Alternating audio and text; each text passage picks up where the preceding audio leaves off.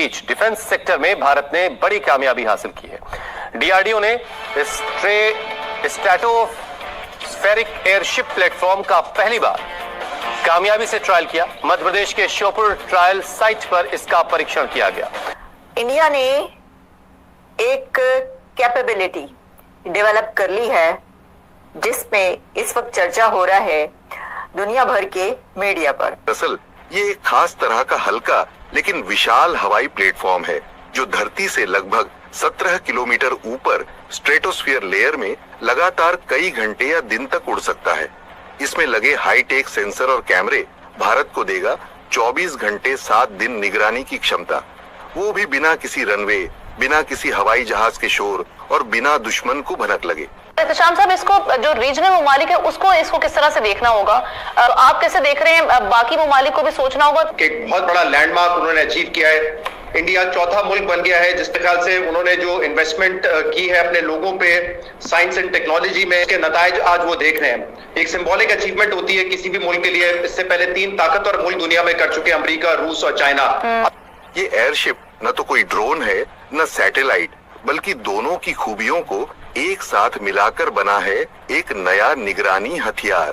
कि ये इंडिया बहुत देर से कोशिश कर रहा है, टेक्नोलॉजी के ऊपर पैसा लगा रहा है, ठीक है, जिसकी वजह से इंडिया ये चीजें वो जैसे कहते हैं ना कर पाता है। जब इंडिया बात करता है ना that it is interested in self reliance, तो बेसिकली ये चीज है वो जो सामने आती है। सेल्फ रिलायंस, तो बेसिकली ये चीज है वो जो सामने आती है। तो ये जो हथियारों की दौड़ है खित्ते में, इसमें हिंदुस्तान तो वाकई बहुत आगे जा चुका है। और सही बात कह रहे हैं बेगिर साहब के 85 बिलियन डॉलर का उनका दिफा का बजट है। हम कई वर्षों से 8 बिलियन डॉलर पे खड़े हुए हैं।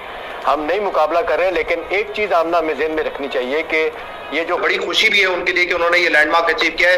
अफसोस भी होता है, दुख भी होता है कि हम इस वक्त कहाँ खड़े हैं। मैं कई मर्तबा इस प्रोग्राम में ये बात कर चुका हूं कि हम जैसे लोग हैं, almost similar culture, similar background, हो सकता है उनका बेसिक IQ लेवल भी हमारे बराबर हो, लेकिन आज हम कहाँ हैं और वो कहाँ हैं। उनकी अचीवमेंट देख के खुशी होती है, लेकिन ये देख के अफसोस होता है कि हम कहाँ पर हैं।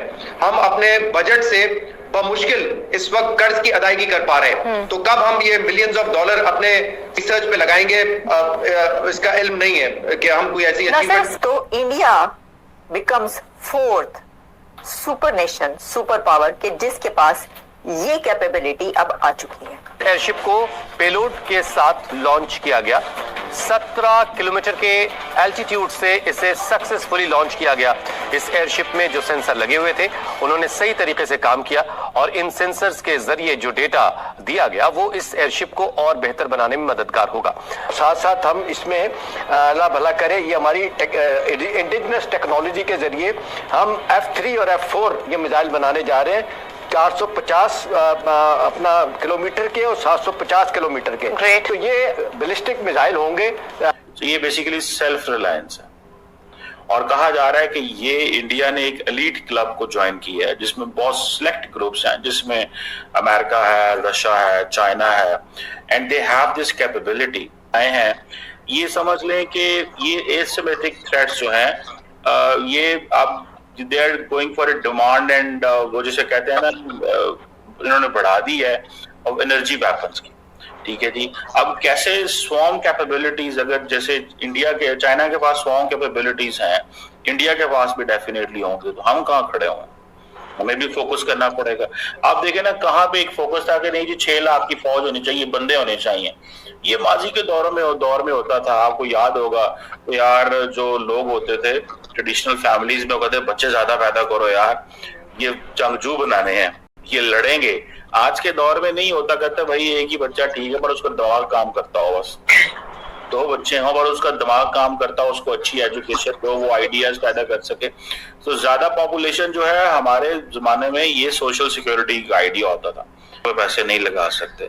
सो हमें इस चीज को देखना है दैट हम कितने को पैसे जिसे कहते हैं ना इकट्ठे कर पाएंगे या कितने को पैसे हमारे पास मौजूद है ताकि हम। और दूसरी बात यह है कि चाइना को तो ऑलरेडी कोई जरूरत नहीं है, हम हैं और बांग्लादेश। इंडिया का मुकाबला, अब जारी बात है ये इंडिया बांग्लादेश जो है ना, it is going to get all kind of this drones from China and Pakistan से भी शायद वो जारी बात है इसमें लेंगे. So I think this is something which is serious to understand. और वो ये है कि for the very first time Bharat उन इलीट नेशंस के साथ खड़ा हो गया है जिनके पास ये कैपेबिलिटी ऑलरेडी है. तो भारत ने अब शोकेस की है capability to shoot down fixed wing weapon system.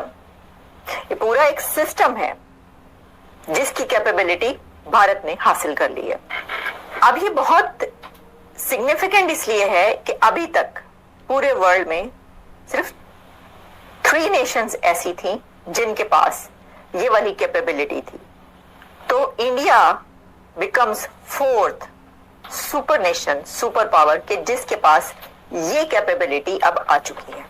दोस्तों, भारत ने अपना जो डिफेंस प्रोक्योरमेंट का प्रोसेस है उसको बहुत तेज कर दिया, बड़ा स्पीड अप किया. और अगर आप देखें तो आप समझेंगे कि पाकिस्तान, चाइना, इंडिया, इन तीनों में से पाकिस्तान तो doesn't stand anywhere. I was just looking at Stockholm international peace research institute का एक मैं चार्ट देख रहा था मिलिट्री एक्सपेंडिचर में, जहां पे जो आप समझ लें कि 2013 से लेके 2023 का मैं चार्ट देख रहा था, वो the Indian spending has increased manifold. मैं मिलिट्री एक्सपेंडिचर की, डिफेंस बजट की बात नहीं कर रहा. So make sure this thing, मैं इसके ऊपर पूरी डिटेल में बताता हूं. अब ये एक तो इंडिया अपना जो डिफेंस प्रोक्योरमेंट के प्रोसेस को एक्सपेडाइट करना चाहता है, remember.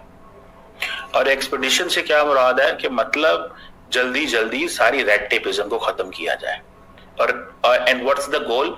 The goal is the military upgrading the military equipment. होता है ना, नीचे वालों को कहते हैं ये बना के बेचो, नीचे वाले को कहते हैं ये बना के भेजो, वो उसी वक्त बना के भेजते हैं, वो इमीडिएटली प्रूव करते हैं, बात खत्म.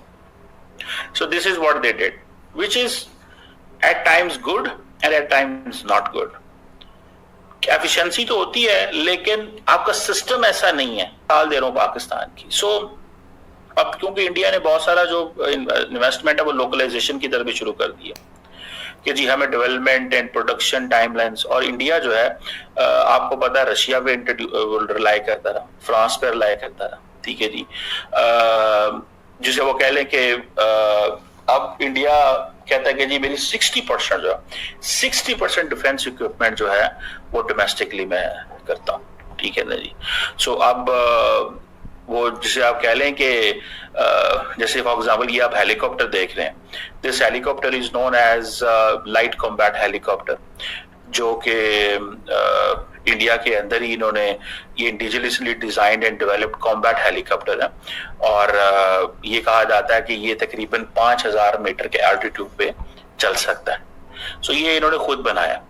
और ये जो लोकलाइजेशन वो करना चाहते हैं, जिसमें वो जिसे कहते हैं ना प्रिलिमिनरी अप्रूवल्स लेना, ये सारा कुछ करना और हर चीज करना, तो इसमें वो अब जिसे कहते हैं ना, अब वो लोकलाइजेशन ड्राइव भी तेज कर रहे हैं कि ये तो नहीं है कि बाहर से चीज लेनी है तो ड्राइव तेज है, अगर घर में मैन्युफैक्चर करनी है तो ड्राइव स्लो है. ठीक है जी. सो